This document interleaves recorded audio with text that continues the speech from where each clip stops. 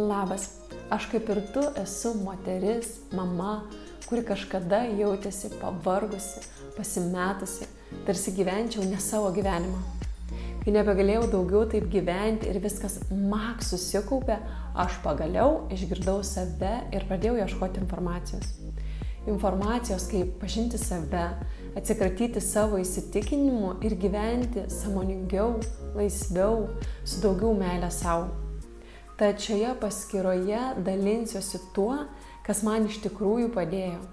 Nuo paprastų kasdienių sąmoningumo įpročių iki kvėpavimo bei dėmesingumo pratimų, meditacijų ir emocijų paleidimo praktikų.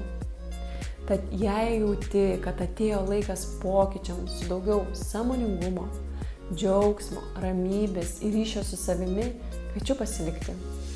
Aš būsiu čia ir padėsiu tau žengti pirmus žingsnius. Ačiū labai, kad žiūrėjai ir iki. Ate.